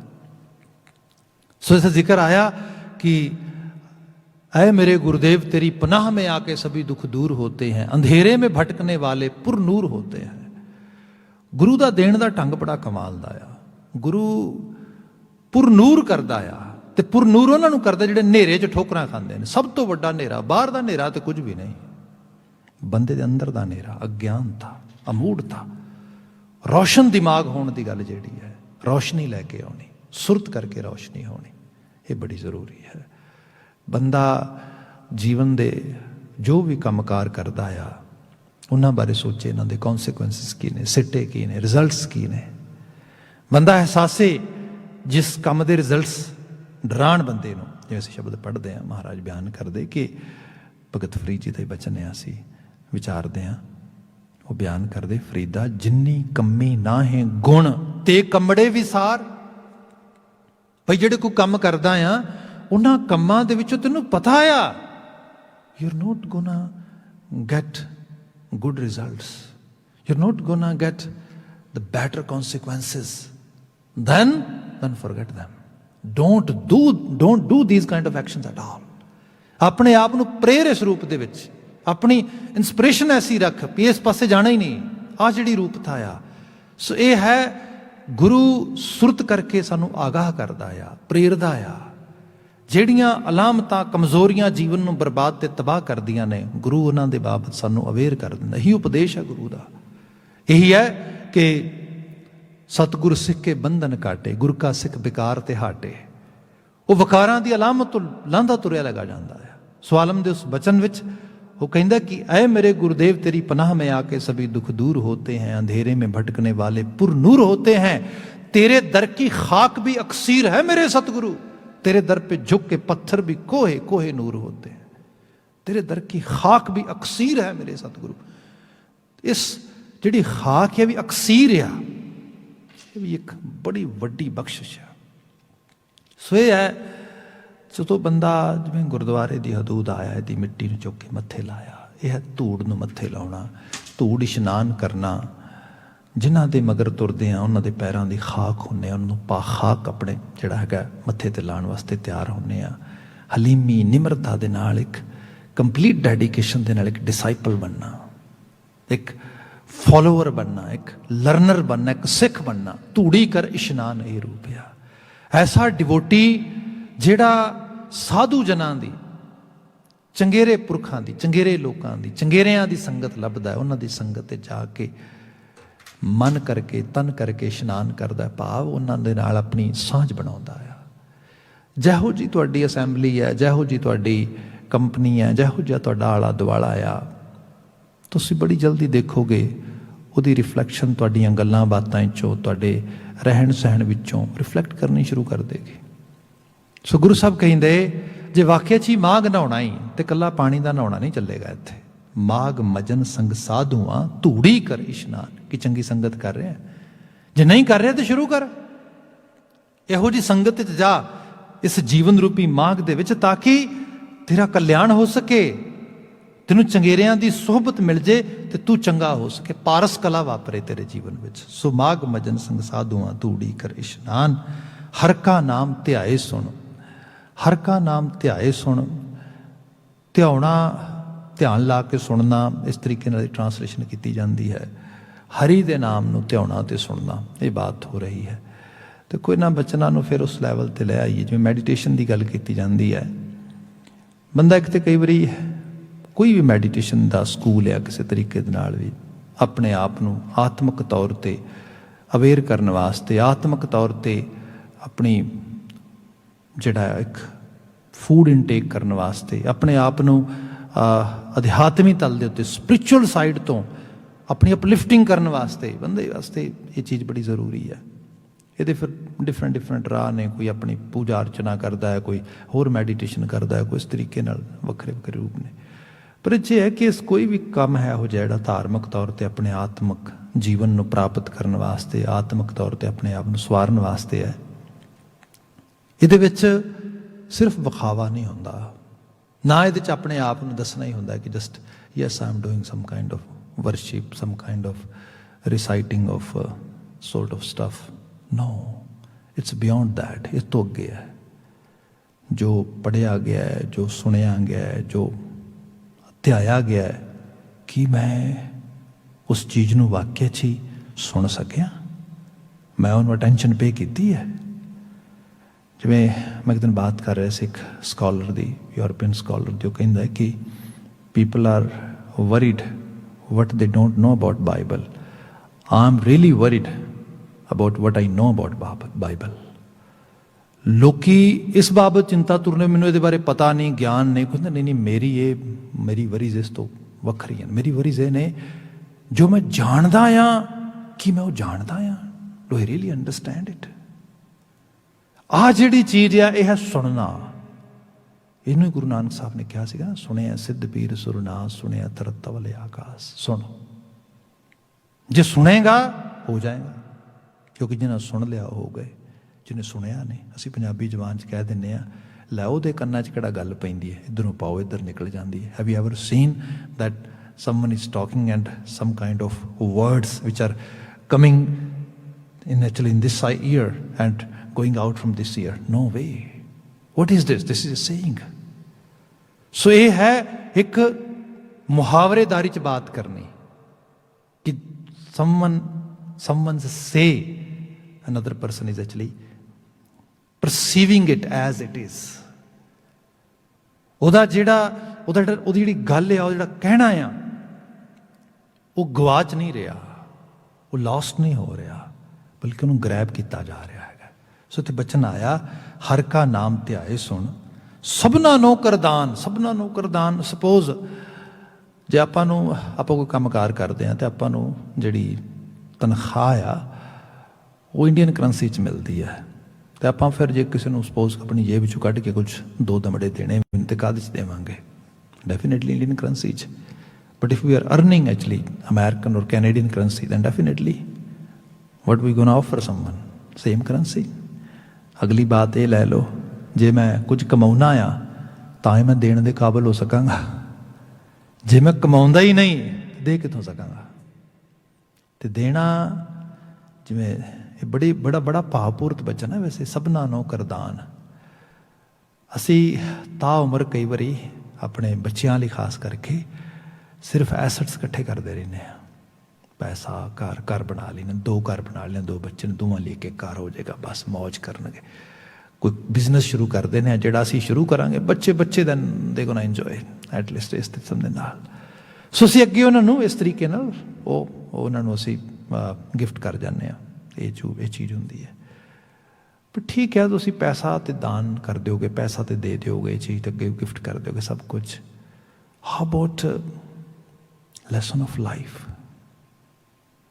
How about the proper way of life, ਜਿਹੜੀ ਅਸਲ ਜ਼ਿੰਦਗੀ ਜੀਣ ਦਾ ਢੰਗ ਤਰੀਕਾ ਸਲੀਕਾ? ਹਾਊ ਅਬਾਊਟ ਸਿੱਖ ਹੈਰੀਟੇਜ? ਚੀਨ ਦੇਸ਼ ਦੀ ਕਹਾਵਤ ਹੈ, ਉਹ ਕਹਿੰਦੇ ਜੇ ਤੁਸੀਂ ਵਾਕਿਆ 'ਚ ਪਰਿਵਾਰ ਬਾਬਤ ਬਹੁਤ ਚਿੰਤਤ ਹੋ, ਅਤੇ ਫਿਰ ਇਹ ਹੈ ਕਿ ਫਿਰ ਇਹ ਸੋਚੋ ਕਿ ਜਿੱਥੇ ਅੱਜ ਤੁਸੀਂ ਖੜੇ ਹੋ, ਅੱਜ ਤੋਂ 25 ਸਾਲ ਬਾਅਦ ਤੁਹਾਡੇ ਬੱਚੇ ਤੁਹਾਡੀ ਸੋਚ ਕਰਕੇ, ਤੁਹਾਡੇ ਖਿਆਲਾਂ ਕਰਕੇ, ਤੁਹਾਡੇ ਕੋਈ ਵੀ ਤੁਹਾਡੀ ਸੋਸ਼ਲ ਜਾਂ ਫੈਮਿਲੀ ਜਾਂ ਕਿਸੇ ਕਿਸਮ ਦੀਆਂ ਵੈਲਿਊਜ਼ ਹੈਗੇ ਨੇ, ਉੱਥੇ ਖੜੇ ਹੋਣਗੇ। ਜੇ ਉਸ ਤੋਂ ਅੱਗੇ ਖੜੇ ਹੋਣਗੇ, ਬੜੀ ਖੁਸ਼ੀ ਦੀ ਗੱਲ ਹੈ। ਜੇ ਉੱਥੇ ਖੜੇ ਹੋਣਗੇ ਤਾਂ ਵੀ ਠੀਕ ਹੈ, ਪਰ ਜੇ ਉੱਥੇ ਨਹੀਂ ਹੋਣਗੇ, ਫਿਰ ਅੱਜ ਕਰੋ ਕੁਛ। You have to work today something so that 25 ਸਾਲ ਬਾਅਦ ਉਹ ਚੀਜ਼ ਤੁਸੀਂ ਦੇਖ ਸਕੋ। ਅੱਜ ਮੈਂ ਗੁਰਦੁਆਰਾ ਸਾਹਿਬ ਆ ਰਿਹਾ, 25 ਸਾਲ ਬਾਅਦ ਸੋਚਾਂ ਮੇਰਾ ਲੜਕਾ, ਮੇਰਾ ਬੱਚਾ, ਮੇਰੀ ਬੱਚੀ ਗੁਰਦੁਆਰਾ ਸਾਹਿਬ ਹੋਏਗੀ। That is I have to work today. ਇਹ ਐਫਰਟ ਮੈਨੂੰ ਅੱਜ ਪਾਉਣੀ ਪੈਣੀ ਹੈ, ਯਤਨਸ਼ੀਲਤਾ ਅੱਜ ਚਾਹੀਦੀ ਮੇਰੇ ਅੰਦਰ। ਜਿੱਥੇ ਚੀਜ਼ ਇਹ ਹੈ, ਤੇ ਫਿਰ ਆਪ ਕਮਾਓਗੇ ਤਾਂ ਕਿਸੇ ਨੂੰ ਦਿਓਗੇ। ਹਾਂ, ਮੈਂ ਇਹ ਵੀ ਬੇਨਤੀ ਕਰਾਂਗਾ, ਬਾਣੀ ਦੇ ਬਚਨ ਨੇ ਅਕਸਰ ਵਿੱਚ, ਕਿ ਕਈ ਵਾਰ ਕੁਝ ਇਹੋ ਜਿਹੀਆਂ ਚੀਜ਼ਾਂ ਵੀ ਹੁੰਦੀਆਂ ਨੇ ਕਿ ਤੁਸੀਂ ਬੜਾ ਵਧੀਆ ਬੀਜ ਹੁੰਦਾ ਹੈ, ਬਹੁਤ ਵਧੀਆ ਕਮਾਇਆ ਹੁੰਦਾ ਹੈ, ਪਰ ਜ਼ਮੀਨ ਹੀ ਜਿਹੜੀ ਹੈ, ਉਹ ਜ਼ਮੀਨ ਹੀ ਤਿਆਰ ਨਹੀਂ ਹੁੰਦੀ, ਉਹ ਲੈਣ ਲਈ ਤਿਆਰ ਨਹੀਂ ਹੁੰਦੀ। ਜਦੋਂ ਲੈਣ ਲਈ ਤਿਆਰ ਨਹੀਂ ਹੁੰਦੀ, ਫਿਰ ਕੀ ਕੀਤਾ ਜਾਏ? ਇਹਦੇ ਬਾਬਤ ਜਿਵੇਂ ਅੱਜ ਦੇ ਤੁਸੀਂ ਮਾਹੌਲ 'ਚ ਦੇਖੋਗੇ, ਪੰਜਾਬ ਦੀ ਫਿਜ਼ਾ ਦੇ ਵਿੱਚ ਸਿੱਖ ਕਿਵੇਂ ਜੂਝ ਰਹੇ ਨੇ, ਉੱਥੇ ਮਤਲਬ ਲੀਡਿੰਗ ਰੋਲ ਦੇ 'ਚ ਉਹੀ ਨੇ। ਤੇ ਜੂਝ ਪਤਾ ਕਾਹਦੇ ਵਾਸਤੇ ਰਹੇ ਨੇ? ਉਹ ਸਾਰੇ ਲੋਕਾਂ ਵਾਸਤੇ ਜਿਨ੍ਹਾਂ ਲੋਕਾਂ ਦੀ ਐਕਚੁਅਲ ਲੈਵਲ 'ਤੇ ਜੇ ਇਹੋ ਜਿਹੀਆਂ ਚੀਜ਼ਾਂ ਚੱਲਦੀਆਂ ਰਹੀਆਂ ਤੇ ਹੁਣ ਹੀ ਖਤਮ ਹੋ ਜਾਏਗਾ ਉਹਨਾਂ ਦੀ। ਮਤਲਬ ਇਹ ਧਰਤੀ ਤੇ ਕਿਤੇ ਨਹੀਂ ਹੋਇਆ। ਕਾਰਪੋਰੇਟ ਵਰਲਡ ਨੇ ਦੁਨੀਆ ਪੱਧਰ ਦੇ ਉੱਤੇ ਜਿਵੇਂ ਇੱਕ ਵੱਡਾ ਮਗਰਮੱਛ ਹੁੰਦਾ ਨਾ ਸੰਸਾਰ, ਇਸ ਤਰੀਕੇ ਦੇ ਨਾਲ, ਤੇ ਉਹ ਸਿੱਧਾ ਹੀ ਨਿਕਲੀ ਜਾਂਦਾ, ਜਿਹਨੂੰ ਗੁਰੂ ਸਾਹਿਬ ਨੇ ਬਾਣੀ 'ਚ ਕਿਹਾ ਨਾ ਵੀ ਮਤਲਬ ਜਿਹੜੀ ਹੈ ਮਾਇਆ ਇਹ ਨਾਗਣ ਦੀ ਤਰ੍ਹਾਂ ਆ। ਤੇ ਹਾਲਤ ਇਹ ਹੈ ਕਿ ਇਹ ਮਾਇਆ ਮਮਤਾ ਮੋਹਣੀ ਜਿਨ ਵਿਣ ਦੰਤਾਂ ਜਗ ਖਾਇਆ। ਇਹਦੇ ਦੰਦ ਨਹੀਂ ਹੈਗੇ। ਲੋਕੀ ਕਹਿੰਦੇ ਪਾਗਲ ਹੋਏ ਨੇ, ਲੈ ਇਹ ਕਿਹੜਾ ਬੜਾ ਵਧੀਆ ਹੈ, ਇਨਵੈਸਟਮੈਂਟ ਵਧੇਗੀ, ਸਾਰਾ ਕੁਝ ਵਧੇਗਾ, ਇਸ ਤਰੀਕੇ ਨਾਲ ਹੋਏਗਾ। ਉਹ ਭਾਈ ਤੁਹਾਨੂੰ ਇਹ ਨਹੀਂ ਪਤਾ, ਅਹਿਸਾਸ ਨਹੀਂ ਹੈਗਾ, ਸਭ ਕੁਝ ਹੀ ਚਲਾ ਜਾਏਗਾ। ਇਹ ਦੰਦ ਨਹੀਂ ਹੈਗੇ ਇਹਦੇ, ਪਰ ਹਾਂ ਵਿਣ ਦੰਤਾਂ ਜਗ ਖਾਇਆ, ਖਾ ਸਭ ਕੁਝ ਜਾਏਗਾ, ਨਿਕਲ ਜਾਏਗਾ। ਉਦੋਂ ਹੀ ਪਤਾ ਲੱਗਾ ਜਦੋਂ ਪੇਟ 'ਚ ਸਭ ਕੁਝ ਚਲਾ ਜਾਏਗਾ। ਉਸ ਤਰੀਕੇ ਨਾਲ ਫਿਰ ਮੁੜ ਕੇ ਕੋਈ ਬਚੇਗਾ ਵੀ ਨਹੀਂ। ਤੇ ਹਕੀਕਤ ਬਾਤ ਇਹ ਹੈ ਕਿ ਇਹੋ ਜਿਹਾ ਸਕੂਲ ਆਫ ਥਾਟ, ਇਹੋ ਜਿਹੀ ਆਈਡੀਓਲੋਜੀ, ਇਹੋ ਜਿਹੀ ਕਮਿਊਨਿਟੀ ਜਿਹੜੀ ਸਭ ਕੁਝ ਦਾਅ 'ਤੇ ਲਾ ਕੇ ਤੇ ਮਨੁੱਖਤਾ ਲਈ ਲੜ ਰਹੀ ਹੈ, ਉਸ ਖਿੱਤੇ 'ਚ ਉਸੇ ਨੂੰ ਹੀ ਮਤਲਬ ਪਿਛਲੇ ਤੁਸੀਂ 70 ਸਾਲਾਂ 'ਚ ਵੇਖ ਲਓ, ਜੋ ਬੈਡ ਨੇਮ ਮਿਲਿਆ ਉਹਨਾਂ ਨੂੰ ਮਿਲਿਆ ਤੇ ਅੱਜ ਵੀ ਮਿਲ ਰਿਹਾ। ਮਤਲਬ ਕਈ ਵਾਰ ਇਤਨਾ ਕਮਾਲ ਦਾ ਥਾਟ ਹੈ, ਇਤਨੇ ਕਮਾਲ ਦੀ ਸੇਵਾ ਹੈ, ਇਤਨਾ ਕਮਾਲ ਦਾ ਸੰਕਲਪ ਆ, ਮਿੱਟੀ ਲੈਣ ਲਈ ਤਿਆਰ ਨਹੀਂ। ਕੀ ਕਰੋਗੇ ਤੁਸੀਂ? ਮਿੱਟੀ ਸਿਰਫ ਆ ਮਿੱਟੀ ਨਹੀਂ ਹੈ, ਮਨੁੱਖ ਵੀ ਮਿੱਟੀ ਨੇ ਸਾਰੇ। ਵੱਡੀ ਜਿਹੜੀ ਵੱਡਾ ਲੈਵਲ ਹੈ ਉੱਥੇ ਕਮਿਊਨਿਟੀ ਦਾ, ਉਹ ਐਕਸੈਪਟ ਉਸ ਲੈਵਲ ਤੇ ਨਹੀਂ ਕਰ ਪਾ ਰਿਹਾ ਵੀ ਹਰ ਘਰ ਬਾਤ ਕੀ ਹੈ, ਬੀਜ ਇਤਨਾ ਵਧੀਆ ਆ। ਇਹੀ ਹੈ ਇੱਥੇ ਜਾ ਕੇ। ਪਰ ਗੁਰੂ ਸਾਹਿਬ ਕਹਿੰਦੇ ਜਿਹਨੂੰ ਕਰਤਾਰ ਨੇ ਕੋਈ ਚੀਜ਼ ਬਖਸ਼ੀ ਹੈ, ਬ੍ਰਹਮ ਗਿਆਨੀ ਪਰ ਉਪਕਾਰ ਉਮਾਹਾ। ਬਿਰਖ ਨੂੰ ਪਤਾ ਆ ਕਿ ਜਦੋਂ ਫਲ ਪੱਕ ਗਏ ਤੇ ਉਹਨੇ ਪੱਕ ਕੇ ਥੱਲੇ ਸੱਟੀ ਜਾਣੇ ਨੇ, ਸੱਟੀ ਜਾਣੇ ਨੇ। ਕੋਈ ਖਾਏ ਨਾ ਖਾਏ, ਹੂ ਕੇਅਰ, ਉਹਨੇ ਦਾਨ ਕਰੀ ਜਾਣਾ ਆ, ਵਰਿਆਂ ਦੇ ਵਰੇ ਕਰੀ ਜਾਣਾ। ਇਸ ਰੂਪ ਦੇ ਵਿੱਚ ਜੰਗਲਾਂ ਥਾਵਾਂ 'ਚ ਬੇਲਿਆਂ ਜਦੋਂ ਫਲ ਵਾਲੇ ਦਰਖਤ ਉੱਗਦੇ ਨੇ, ਥੱਲੇ ਤੁਸੀਂ ਦੇਖੋਗੇ ਅੰਬਾਰਾਂ ਦੇ ਅੰਬਾਰ ਲੱਗੇ ਹੁੰਦੇ ਨੇ ਫਲਾਂ ਦੇ, ਮਿੱਠੇ ਫਲ। ਸੋ ਇਹ ਹੈ ਹਰ ਕਾ ਨਾਮ ਧਿਆਏ ਸੁਣ, ਇਹੋ ਜਿਹੇ ਹਰੀ ਦੇ ਨਾਮ ਨੂੰ ਆਪ ਧਿਆ ਸੁਣ, ਸਭਨਾਂ ਨੂੰ ਕਰਦਾਨ। ਤੇ ਸਭ ਵਾਸਤੇ ਦਰਵਾਜ਼ੇ ਖੋਲ ਕੇ ਰੱਖ। ਮਨੁੱਖਤਾ ਦੀ ਬੜੀ ਵੱਡੀ ਲੋੜ ਹੈ ਇਹੋ ਜਿਹੇ ਇਸ਼ਨਾਨ, ਇਹੋ ਜਿਹਾ ਨਾਮ, ਇਹੋ ਜਿਹਾ ਦਾਨ, ਜਿਹਦੀ ਬਾਤ ਗੁਰੂ ਸਾਹਿਬ ਕਰਦੇ ਨੇ। ਜਨਮ ਕਰਮ ਮਲ ਉਤਰੇ, ਮਨ ਤੇ ਜਾਏ ਗੁਮਾਨ, ਮਨ ਤੇ ਜਾਏ ਗੁਮਾਨ। ਗੁਮਾਨ ਹੰਕਾਰ ਦੀ ਦਸ਼ਾ ਆ। ਐਕਚੁਅਲ ਲੈਵਲ ਤੇ ਹਿਊਮਨ ਮਾਈਂਡ ਦੇ ਵੈਕਿਊਮ ਦੀ ਗੱਲ ਹੋ ਰਹੀ ਹੈ। ਬੰਦੇ ਦੇ, ਜਿਹਨੂੰ ਗੁਰੂ ਸਾਹਿਬ ਨੇ ਬਾਣੀ 'ਚ ਕਿਹਾ ਨਾ ਵੀ ਇੱਕ ਨਾ ਨਾਦ ਨਾ ਬੇਦ ਨਾ ਗੀ ਰਸ, ਰਸ ਕਸ ਨਾ ਜਾਣੰਤ, ਨਾਨਕ ਤੇ ਨਰ ਅਸਲ ਖਰ, ਜੇ ਬਿਨ ਗੁਣ ਗਰਭ ਕਰੰਥ। ਮਤਲਬ ਕੁਛ ਵੀ ਨਹੀਂ ਪਤਾ, ਪਰ ਗਰਭ ਇੰਨਾ ਹੈ, ਹੰਕਾਰ ਇੰਨਾ ਹੈ ਕਿ ਬੰਦਾ ਆਪਣੇ ਆਪ ਨੂੰ ਤੋਪ ਸਮਝੀ ਬੈਠਾ ਵੀ ਮੈਂ ਪਤਾ ਨਹੀਂ ਕੀ ਬਲਾ ਵਾ। ਹੁਣ ਇਹ ਜਿਹੜਾ ਗੁਮਾਨ ਆ, ਇਹ ਮਨ ਦੀ ਇੱਕ ਸਟੇਟ ਆਫ ਮਾਈਂਡ ਹੀ ਕਹਿ ਲਵੋ। ਇਹਦੇ ਵਿੱਚੋਂ ਨਿਕਲਣਾ ਬੜਾ ਔਖਾ ਆ। ਇਹ ਤੇ ਇਹੀ ਹੈ, ਕੋਈ ਕੰਨੋਂ ਫੜ ਕੇ ਸਹੀ ਰਾਹ ਤੇ ਪਾਵੇ, ਕੋਈ ਸਿਖਾਵੇ, ਕੋਈ ਸੰਗਤ ਹੋਏ। ਬੰਦਾ ਜਿਵੇਂ ਊਂਠ ਆ, ਕਹਿੰਦੇ ਊਂਠ ਨੂੰ ਲੱਗਦਾ ਮੈਂ ਬੜਾ ਉੱਚਾ, ਮੇਰੀ ਤੇ ਕਮਾਲ ਹੈ, ਮੇਰੇ ਸਾਹਮਣੇ ਕੀ ਹੈ।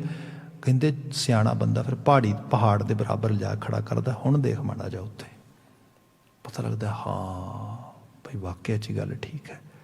ਜਿਹੜਾ ਨਾਮ ਆ ਇਹ ਬੰਦੇ ਨੂੰ ਸਿਖਾਉਂਦਾ ਆ। ਜਿਵੇਂ ਗੁਰੂ ਸਾਹਿਬ ਬਿਆਨ ਕਰਦੇ, ਸਭ ਕਹਿੰਦੇ ਅੱਬਲ ਤੇ ਬੰਦੇ ਤੋਂ ਕੋਈ ਕੰਮ ਹੁੰਦਾ ਨਹੀਂ ਚੰਗਾ, ਚਾਹ ਕੇ ਵੀ ਨਹੀਂ ਹੁੰਦਾ। ਬੰਦੇ ਦੀ ਇਹੋ ਜਿਹੀ ਇੱਕ ਮਨੋਦਸ਼ਾ ਹੀ ਇਹੋ ਜਿਹੀ ਹੈ ਵੀ ਬੁਰਾ ਤੇ ਕਰਜੇ ਕਿਸੇ ਦਾ, ਕਿਸੇ ਬਾਰੇ ਨਿੰਦਿਆ ਵਕੀਲਗੀ ਤੇ ਕਰਜੇ, ਭਾਵੇਂ ਉਹ ਜ਼ਬਾਨ ਕਰਕੇ, ਭਾਵੇਂ ਐਕਸ਼ਨ ਕਰਕੇ, ਕਿਸੇ ਤਰੀਕੇ ਨਾਲ ਭਲਾ ਕਰਨਾ ਬੜਾ ਹਾਰਡ ਆ। ਪਰ ਸਪੋਜ਼ ਕਰੋ, ਕਹਿੰਦੇ ਜੇ ਕਿਤੇ ਕਰ ਵੀ ਦਾ ਹੈ, ਸਭ ਜ਼ਿਕਰ ਕਰਦੇ, ਜੇ ਇੱਕ ਅੱਧ ਕਰੇ ਚੰਗਿਆਈ, ਮਨ ਚਿਤ ਬਹੁਤ ਵਫਾਵਾ ਹੈ, ਬੜਾ ਬਿਫਰਦਾ ਆ, ਬੜਿਆਂ ਨੂੰ ਦੱਸਦਾ ਵੀ ਉਹ ਜਿਹੜਾ ਕੰਮ ਆ ਤੇ ਮੈਂ ਕੀਤਾ, ਅਸਲ 'ਚ ਮੈਂ ਫਲਾਣੇ ਦੀ ਬਾਂਹ ਫੜੀ, ਮੈਂ ਬੜਾ ਬਿਫਰਦਾ ਹੈ, ਬੜਾ ਉਸ ਰੂਪ ਵਿੱਚ ਬਿਫਰਦਾ, ਬਿਫਰ ਕੇ ਵਿਖਾਉਂਦਾ। ਪਰ ਗੁਰੂ ਸਾਹਿਬ ਕਹਿੰਦੇ ਕਦੀ ਉਹਦੇ ਬਾਰੇ ਵੀ ਸੋਚਿਆ ਕਰ, ਜੇ ਇੱਕ ਅੱਧ ਕਰੇ ਚੰਗਿਆਈ, ਮਨ ਚਿਤ ਬਹੁਤ ਵਫਾਵਾ, ਕੀਤੇ ਗੁਣ ਕੀਤੀਆਂ ਵਡਿਆਈਆਂ, ਦੇ ਨਾ ਪਛੋਤਾਏ। ਜਿਹਦੇ 'ਚ ਗੁਣ ਹੀ ਗੁਣ ਨੇ, ਚੰਗਿਆਈਆਂ ਹੀ ਚੰਗਿਆਈਆਂ ਨੇ, ਵਡਿਆਈਆਂ, ਉੱਥੇ ਉਹ ਦੇ ਕੇ ਪਛਤਾਉਂਦਾ ਵੀ ਨਹੀਂ ਕਦੀ। ਇੱਥੇ ਜਾ ਕੇ ਫਿਰ ਬੰਦਾ ਗੁਮਾਨ ਲੈ ਜਾਂਦਾ ਆ। ਬੰਦੇ ਨੂੰ ਲੱਗਦਾ ਦੇਣ ਵਾਲਾ ਤੇ ਉਹ ਆ, ਮੈਂ ਕੌਣ ਆ, ਮਾਲਕ ਤੇਰਾ ਤਰਸਿਆ। ਜਿਹੜੀ ਸਿੱਖੀ ਆਸ਼ 'ਚ ਇੰਨੀ ਬਰਕਤ ਹੈ ਨਾ, ਇੰਨਾ ਸਾਡਾ ਜਨਰਸ ਸੁਭਾਅ ਹੈ, ਜਨਰਸਿਟੀ ਜਿਹੜੀ ਸਾਡੇ ਅੰਦਰ ਪਈ ਹੈ, ਕੁਦਰਤ ਬਖਸ਼ੀ ਹੈ ਕਿ ਅਸੀਂ ਲੰਗਰ ਲਾ ਦਿੰਦੇ ਹਾਂ, ਇਹ ਸਭ ਚੀਜ਼ਾਂ ਕਰ ਦਿੰਦੇ ਹਾਂ। ਇਹ ਇੱਥੋਂ ਹੀ ਆ ਰਹੀ ਹੈ ਚੀਜ਼। ਮੈਂ ਕੌਣ ਹੁੰਦਾ ਕਰਨ ਵਾਲਾ? ਕਰਤਾਰ ਕਰਨ ਵਾਲਾ ਆ। ਬੀਤੇ ਕੱਲ੍ਹ ਧੰਨ ਗੁਰੂ ਗੋਬਿੰਦ ਸਿੰਘ ਸਾਹਿਬ ਦੀ ਬਾਤ ਕਰ ਰਹੇ ਸੀ ਨਾ ਕਿ ਭਾਈ ਸਾਹਿਬ ਭਾਈ ਨੰਦ ਲਾਲ ਜੀ ਬਿਆਨ ਕਰਦੇ ਸੀ ਕਿ ਕਾਦਰੇ ਹਰ ਕਾਰ ਗੁਰੂ ਗੋਬਿੰਦ ਸਿੰਘ, ਬੇਕਸਾਰਾਂ ਯਾਰ ਗੁਰੂ ਗੋਬਿੰਦ ਸਿੰਘ। ਇਹ ਬਾਤ ਆ। ਗੁਰੂ ਗੋਬਿੰਦ ਸਿੰਘ ਸਾਹਿਬ ਇੱਕ ਐਸੀ ਹਸਤੀ, ਭਾਈ ਨੰਦ ਲਾਲ ਜੀ ਕਹਿੰਦੇ ਅਸੀਂ ਗੁਰੂ ਸਾਹਿਬ ਦੇ ਸਿੱਖ ਬੱਚੇ ਪੁੱਤਰ ਆ, ਪਿਓ ਹੈ ਸਾਡਾ, ਤੇ ਬਾਪ ਦਾ ਅਸਰ ਤੇ ਬੇਟੇ ਤੇ ਹੋਏਗਾ ਨਾ, ਔਲਾਦ ਤੇ ਜਾਏਗਾ। ਸੋ ਜੇ ਉਹਦੇ ਬਾਬਤ ਕਿਹਾ ਗਿਆ ਕਾਦਰੇ ਹਰਕਾਰ ਗੁਰੂ ਗੋਬਿੰਦ ਸਿੰਘ, ਉਹ ਤੇ ਕਾਦਰ ਦਾ ਯਾਰ ਆ, ਜਿਹਦਾ ਰੱਬ ਯਾਰ ਆ, ਤੇ ਉਹਨੂੰ ਕਾਹਦੀ ਪਰਵਾਹ ਆ। ਸੋ ਸਾਹਿਬ ਕਹਿੰਦੇ ਜਨਮ ਕਰਮ ਮਲ ਉਤਰੇ ਮਨ ਤੇ ਜਾਏ ਗੁਮਾਨ। ਜਿਹਨੂੰ ਨਾਮ ਦੀ ਸੋਭਤ ਆ ਗਈ ਉਹ ਫਿਰ ਦੂਜਿਆਂ ਲਈ ਵੀ ਭਲਾ ਕਰਦਾ, ਆਪਣੇ ਲਈ ਵੀ ਭਲਾ ਕਰਦਾ। ਜਨਮਾਂ ਕਰਮਾਂ ਦੀ ਜਿਹੜੀ ਮਲ ਉਤਰਦੀ ਹੈ ਤੇ ਮਨ ਤੇ ਜਾਏ ਗੁਮਾਨ ਲੈ ਜਾਂਦਾ ਸਾਰਾ। ਅਹੰਕਾਰ ਜਿਹੜਾ ਉਹ ਬਿਲਕੁਲ ਆਫੂਰ ਹੋ ਜਾਂਦਾ, ਨੱਠ ਜਾਂਦਾ। ਕਾਮ ਕ੍ਰੋਧ ਨਾ ਮੋਹੀਏ ਬਿਨਸੈ ਲੋਭ ਸੁਆਨ। ਬੜੀਆਂ ਵੱਡੀਆਂ ਅਲਾਮਤਾਂ ਨੇ। ਕਾਮ ਕ੍ਰੋਧ ਲੋਭ ਸੁਆਨ, ਇੱਕ ਐਸਾ ਕੁੱਤਾ ਜਿਹੜਾ ਅੰਦਰ ਲਗਾਤਾਰ ਭੌਂਕੀ ਜਾ ਰਿਹਾ, ਲਗਾਤਾਰ ਭੌਂਕੀ ਜਾ ਰਿਹਾ। ਲੋਭ, ਜੋ ਮਰਜ਼ੀ ਮਿਲ ਜਾਏ, ਥੋੜਾ ਆ ਥੋੜਾ ਆ ਥੋੜਾ ਆ, ਉਹਦੀ ਹਾਲਤ ਇਹ ਬਣੀ ਪਈ ਹੈ। ਵਾਸ਼ਨਾ ਵਿੱਚੋਂ ਬਾਹਰ ਨਿਕਲਣਾ, ਕ੍ਰੋਧਾ ਬਿਰਤੀ। ਲੋਕਾਂ ਦੀ ਹਾਲਤ ਇਹ ਹੈ ਵੀ ਕਿਤੇ ਕੋਈ ਤੁਹਾਡੇ ਰੋਡ ਤੇ ਰੋਡ ਰੇਜਿੰਗ ਤੁਸੀਂ ਹੁੰਦੀ ਦੇਖਦੇ ਇਸ ਕਿਸਮ ਦੇ ਨਾਲ, ਮਾੜੀ ਜਿਹੀ ਗੱਡੀ ਕਿਸੇ ਨੇ ਸੱਜੇ ਖੱਬੇ ਕੱਢ ਲਈ, ਕਲੋਜ਼ ਬਾਈ ਕਰ ਦਿੱਤੀ ਇਸ ਤਰੀਕੇ ਨਾਲ, ਬੰਦਾ ਉਹਦੇ ਕੈਮੀਕਲ ਬਦਲ ਜਾਂਦੇ ਨੇ ਸਾਰੇ। ਕ੍ਰੋਧ। ਹਾਲਾਂਕਿ ਇਹ ਜਿਹੜਾ ਮੈਂ ਸ਼ਬਦ ਬਿਆਨ ਕਰ ਰਿਹਾ ਸੀਗਾ ਕਿ ਗੁਰੂ ਤੇ ਵਿਜ਼ਨਰੀ ਬਣਾਉਂਦਾ, ਦੂਰ ਅੰਦੇਸ਼ਾ ਬਣਾ ਦਿੰਦਾ ਬੰਦੇ ਨੂੰ, ਦੂਰ ਦਿਸ਼ਟਾ ਬਣਾ ਦਿੰਦਾ। ਅਹਿਸਾਸ ਹੋ ਜਾਂਦਾ ਹੈ ਹਰ ਚੀਜ਼ ਦਾ ਸਿੱਟਾ ਕੀ ਹੈ, ਉਹਦੇ ਮੁਤਾਬਕ ਬੰਦਾ ਕੰਮ ਕਰਦਾ ਹੈ, ਕਰਮ ਕਰਦਾ ਹੈ। ਉਹਨੂੰ ਅਹਿਸਾਸ ਹੀ ਨਹੀਂ ਰਹਿੰਦਾ ਕਿ ਮੈਂ ਗੁੱਸੇ ਜਾ ਕੇ ਗੱਡੀ ਮਾਰ ਦਿਆਂਗਾ, ਕਿਤੇ ਨੁਕਸਾਨ ਕਰ ਲਾਂਗਾ ਆਪਣਾ ਕਿਸੇ ਦਾ, ਮੁੜ ਕੇ ਪਛਤਾਵਾਂਗਾ ਜਨਮਾਂਤਰਾਂ ਤੱਕ, ਕਿਉਂਕਿ ਇਹ ਇੱਕ ਦਿਨ ਥੋੜਾ ਖੇਡ ਲੰਬਾ ਚੱਲਦਾ ਖੇਲ। ਤੇ ਗੁਰੂ ਬਾਬਾ ਜੀ ਕਹਿੰਦੇ ਇਹ ਚੀਜ਼ਾਂ ਜਿਹੜੀਆਂ ਨੇ ਕਾਮ ਕ੍ਰੋਧ ਨਾ ਮੋਹੀ ਹੈ। ਜਦੋਂ ਨਾਮ ਸੁਣਨ ਦੀ ਜਾਚ ਆ ਗਈ, ਜਦੋਂ ਮਾਘ ਮੱਜਨ ਸੰਗ ਸਾਧੂਆਂ ਕਰਨਾ ਆ ਗਿਆ, ਫਿਰ ਆਹ ਅਲਾਮਤਾਂ ਤੇ ਗਈਆਂ, ਇਹ ਤੇ ਮੁੱਕ ਗਈਆਂ। ਇਹ ਤੇ ਕਾਮ ਕ੍ਰੋਧ ਨਾ ਮੋਹੀਏ ਬਿਨਸੈ ਲੋਭ ਸੁਆਨ। ਫਿਰ ਸੱਚਾ ਮਾਰਗ ਚੱਲਦੇ ਆ ਉਸਤਤ ਕਰੇ ਜਹਾਨ। ਸੱਚਾ ਮਾਰਗ ਚੱਲਦੇ ਆ। ਮੈਂ ਜੋ ਬੇਨਤੀ ਕੀਤੀ, ਸਾਡੀ ਕਮਿਊਨਿਟੀ ਦੇ ਕੋਲ ਬੜੀ ਅੱਜ ਨੋ ਡਾਊਟ ਫਾਈਨੈਂਸ਼ੀਅਲੀ ਸਾਡੇ ਕੋਲ ਇੱਕ ਸਾਊਂਡ ਕੰਡੀਸ਼ਨ ਆ, ਨੋ ਇਹਦੇ 'ਚ ਕੋਈ ਸ਼ੱਕ ਨਹੀਂਗਾ। ਪਰ ਜੇ ਦੇਖੀਏ ਕਿ ਇੱਕ ਲੋਅਰ ਮਿਡਲ ਜਾਂ ਮਿਡਲ ਕਲਾਸ ਵਿੱਚ ਆ ਸੀ, ਹਾਂ ਜਿਹੜੀ ਇੱਕ ਅਲੀਟ ਆ, ਉਹਦਾ ਮੁਕਾਬਲਾ ਅਜੇ ਵੀ ਨਹੀਂਗਾ। ਤੇ ਉਹ ਅਲੀਟ ਵਿੱਚ ਜਾਣਾ ਵੀ ਨਹੀਂ ਚਾਹੀਦਾ। ਜਿਹੜੇ ਮਤਲਬ ਗ੍ਰੈਂਡ ਰਿਚਨੈਸ ਸੀਗੀ ਨਾ, ਜਾਂ ਵੱਡੀਆਂ ਤੁਸੀਂ ਲੋਕਾਂ ਦੇ ਫੈਮਲੀਜ਼ ਦੇ ਨਾਂ ਸੁਣਦੇ ਹੋ, ਇਹ ਸਟੱਡੀਜ਼ ਆ ਰਹੀਆਂ ਨੇ ਯੂਨੀਵਰਸਿਟੀਜ਼ ਦੀਆਂ। People don't want to go there at all. ਜਿਹੜੇ ਸਿਆਣੇ ਲੋਕ ਨੇ ਉਹ ਕਹਿੰਦੇ ਨਹੀਂ ਉਹ ਜਿਹੇ ਅਮੀਰਾਂ 'ਚ ਨਾਂ ਨਹੀਂ ਲਿਖਾਉਣਾ ਆਪਣਾ।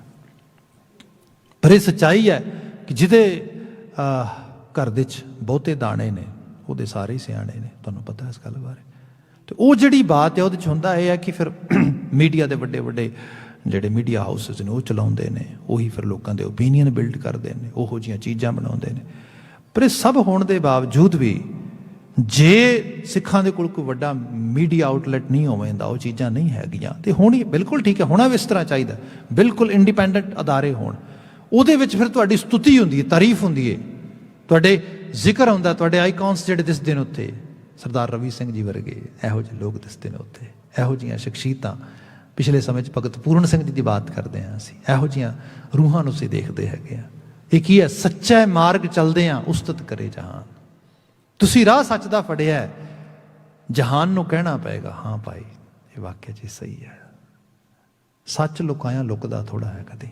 ਚੜ੍ਹੇ ਹੋਏ ਸੂਰਜ ਨੂੰ ਉਹਨੂੰ ਸਲਾਮ ਹੈ ਭਾਈ, ਉਹਨੂੰ ਸਲੂਟ ਹੈ। ਹਾਂ, ਚੜ੍ਹੇ ਸੂਰਜ ਨੂੰ ਕਈ ਵਾਰੀ ਕੁਝ ਜਾਨਵਰ ਲਾਈਕ ਨਹੀਂ ਕਰਦੇ, ਜਿਵੇਂ ਉੱਲੂ ਹੈ, ਚਾਮ ਚੜਿੱਕਾਂ ਨੇ, ਪਰ ਭਾਈ ਇਹਦੇ 'ਚ ਸੂਰਜ ਦਾ ਕੋਈ ਕਸੂਰ ਨਹੀਂ ਹੈਗਾ।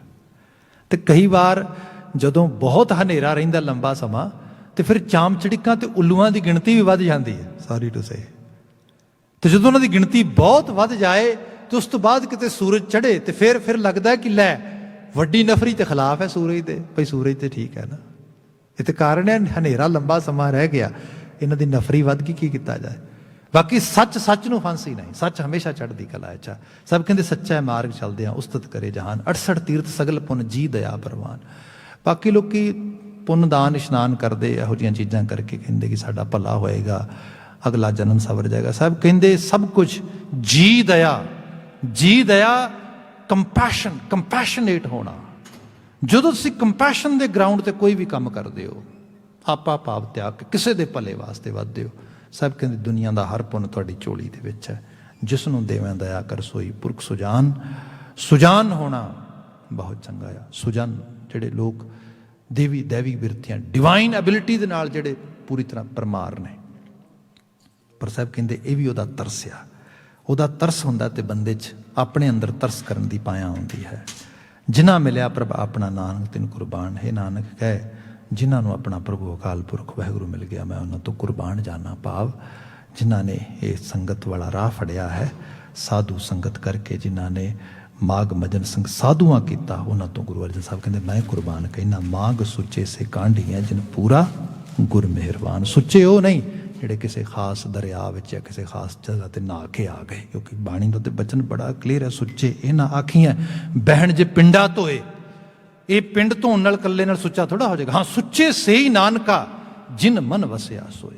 ਇਹ ਨਾਨਕ ਕਹਿ ਜਿਨ੍ਹਾਂ ਦੇ ਮਨ ਵਿੱਚ ਕਰਤਾਰੀ ਭੈ ਹੈ, ਮਾਗ ਸੁੱਚੇ ਸੇ ਕਾਢੀਆਂ ਜਿਨ ਪੂਰਾ ਗੁਰ ਮਿਹਰਬਾਨ। ਤੇ ਪੂਰਾ ਗੁਰੂ ਮਿਹਰਬਾਨ ਹੋਏ ਤੇ ਮਨ ਸੁੱਚਾ ਨਾ ਹੋਏ, ਐਸਾ ਕਿਵੇਂ ਹੋ ਸਕਦਾ ਆ। ਜਿਨ੍ਹਾਂ ਦੇ ਮਨ ਵਿੱਚ ਆ ਕੇ ਗੁਰੂ ਵਸ ਗਿਆ ਨਾ, ਜਿੱਥੇ ਜਾਏ ਬਹਿ ਮੇਰਾ ਸਤਿਗੁਰੂ ਸੋ ਥਾਨ ਸੁਹਾਵਾ ਰਾਮ ਰਾਜੇ। ਉਹ ਤੇ ਥਾਨ ਮੁਬਾਰਕ ਹੈ, ਸੁਹਾਵਨਾ ਆ। ਉਹ ਤੇ ਅਸਲ 'ਚ ਗੁਰਦੁਆਰ ਬਣ ਗਿਆ ਨਾ। ਉਹ ਮਨ ਮੰਦਰ ਤਨਵੇਸ ਕਲੰਦਰ ਘਟ ਹੀ ਤੀਰਥ ਨਾਵਾਂ। ਉਹ ਤੇ ਘਟ ਹੀ ਤੀਰਥ ਬਣ ਗਿਆ। ਫਿਰ ਇਹੋ ਜਿਹੇ ਤੀਰਥ ਤੇ ਇਸ਼ਨਾਨ ਬਲਕਿ ਦੂਜੇ ਜੀ ਕਰਨਗੇ। ਹੋਰਾਂ ਨੂੰ ਜਿਹੜਾ ਹੈ ਸਭਨਾਂ ਨੂੰ ਕਰਦਾਨ, ਉਹੀ ਤੇ ਜੀਵਨ ਦਾਨ ਕਰੇਗਾ ਕਿਸੇ ਨੂੰ, ਉਹੀ ਤੇ ਕਿਸੇ ਨੂੰ ਸੱਚ ਦਾ ਉਪਦੇਸ਼ ਵੰਡੇਗਾ। ਸੋ ਸਾਹਿਬ ਰਹਿਮਤ ਕਰਨ ਐਸੇ ਆਲਮੀ ਵਾਕਿਆਂ 'ਚੋਂ ਚੰਗੀ ਪ੍ਰੇਰਣਾ ਮਿਲੇ। ਇੰਨੀਆਂ ਕੁ ਬੇਨਤੀਆਂ ਨਾਲ ਖਿਮਾ। ਅਗਲਾ ਸਮਾਂ ਸਿਮਰਨ ਦਾ। ਵੀਰ ਜੀ ਆ ਗਏ ਨੇ, ਅਗਲੀ ਸੇਵਾ 'ਚ ਉਹ ਹਾਜ਼ਰ ਹੋਣਗੇ। ਮੈਂ ਤੁਹਾਡੇ ਤੋਂ ਇਜਾਜ਼ਤ ਚਾਹਾਂਗਾ। ਆਪਣੇ ਸਮੂਹ ਕਿਸਾਨ ਭੈਣ ਭਰਾਵਾਂ ਦੀ ਚੜ੍ਹਦੀ ਕਲਾ ਦੀ ਅਰਦਾਸ ਤੇ ਉਹਨਾਂ ਦੇ ਜੋ ਮੁਹਿੰਮ ਉਹਦੇ ਸਫਲਤਾ ਦੀ ਅਰਦਾਸ ਕਰਦੇ ਹੋਏ ਸਮਾਪਤੀ ਹੈ। ਵਾਹਿਗੁਰੂ ਜੀ ਕਾ ਖਾਲਸਾ, ਵਾਹਿਗੁਰੂ ਜੀ ਕੀ ਫਤਿਹ।